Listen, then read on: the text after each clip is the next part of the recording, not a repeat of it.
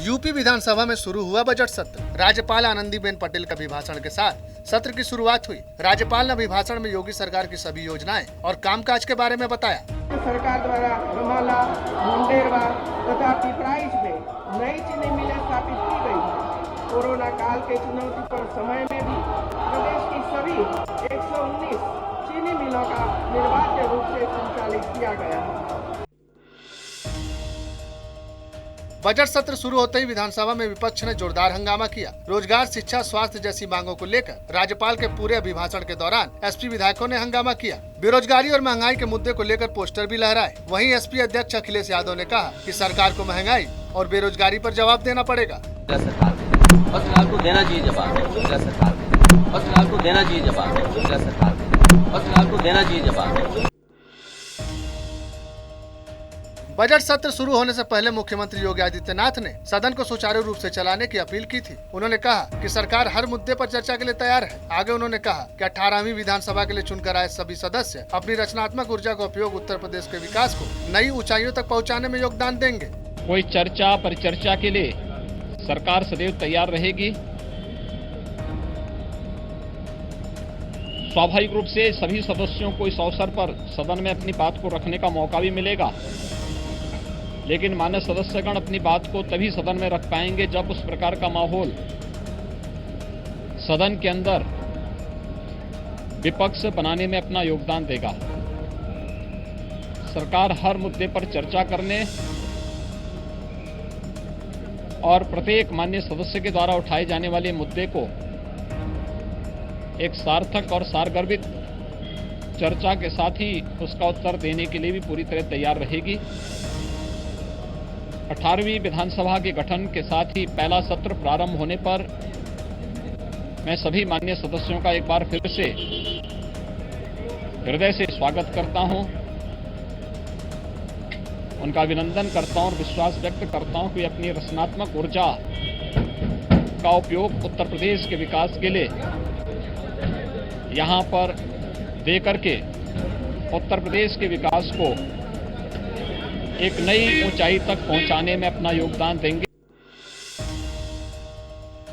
आजम खान और अब्दुल्ला आजम ने विधानसभा में विधायक पद की शपथ ग्रहण की। शपथ ग्रहण करने के बाद आजम खान सदन से निकल गए। उन्होंने सदन की कार्यवाही में हिस्सा नहीं लिया। विधानसभा चुनाव 2022 में आजम खान ने सीतापुर जेल में रहते हुए रामपुर सीट से चुनाव जीता था, लेकिन जेल में रहने की वजह से आजम खान विधायक बनने के बाद शपथ नहीं ले पाए। ऐसे में उन्होंने आज शपथ ग्रहण किया। आजम की शपथ पर अखिलेश यादव ने कहा कि आजम खान सदन में हिस्सा लेंगे। आजम खान भी आपके साथ चले गए, साथ में आपके।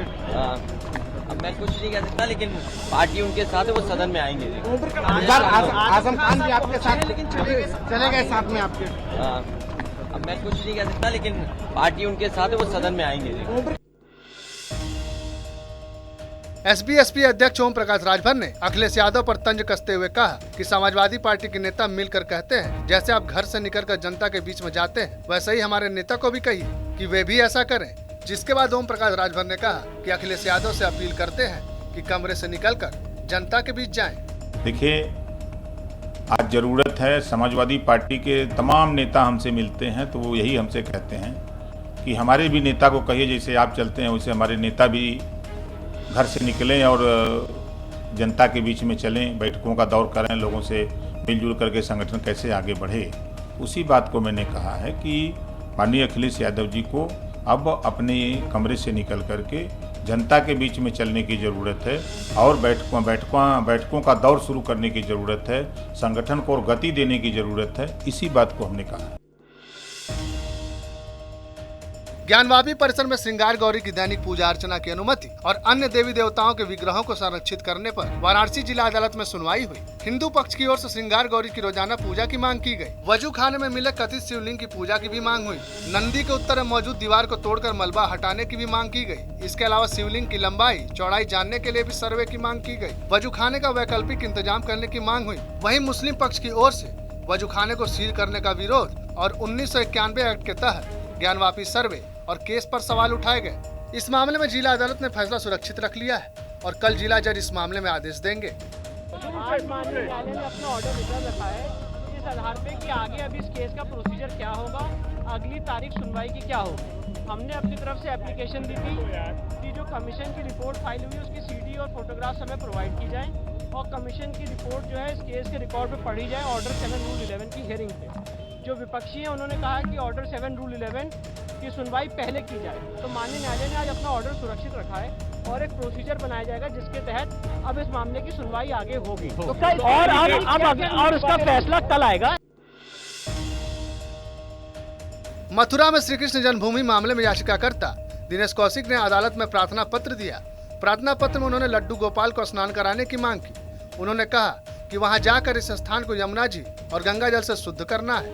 आज हमने माननीय न्यायालय में प्रार्थना पत्र दिया है कि जो भगवान का असली कान्हा का जो जन्म स्थान है, जिसको कथित ईदगाह कहते हैं, उस कथित ईदगाह में हम माननीय न्यायालय से हमने परमिशन मांगी है कि हम वहाँ जाके उसका यमुना जी के जल से और गंगा जल से शुद्धिकरण चाहते हैं और हमें वहाँ जाने की परमिशन दी जाए, क्योंकि कान्हा का जन्म तो वहाँ हुआ था गर्भगृह में और वो असली गर्भगृह ईदगाह में है, तो वहाँ हम उस स्थान को शुद्ध करना चाहते हैं। क्योंकि हमारे कान्हा को यमुना महारानी और गौ माता प्रिय थी।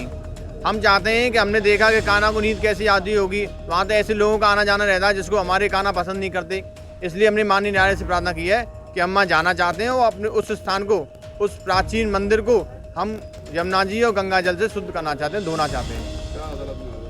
माननीय न्यायालय ने उसमें 1 जुलाई डेट लगा दी है जी, उसमें 1 जुलाई सुनवाई होगी। अब बीजेपी सांसद वरुण गांधी ने सरकार पर निशाना साधा। उन्होंने ट्वीट कर लिखा कि अपने कंधों पर पूरे परिवार की उम्मीदों का बोझ लेकर चलने वाले प्रतियोगी छात्रों का जीवन विगत कुछ वर्षों से एक लंबे संघर्ष की दास्तां बन चुका है। छात्र अब सिर्फ पढ़ाई नहीं करता, अपने हक की लड़ाई भी स्वयं लड़ता है। आगे उन्होंने लिखा कि अरसों से लटकी भर्तियां और रेत की तरह फिसलता वक्त छात्र हताश हैं।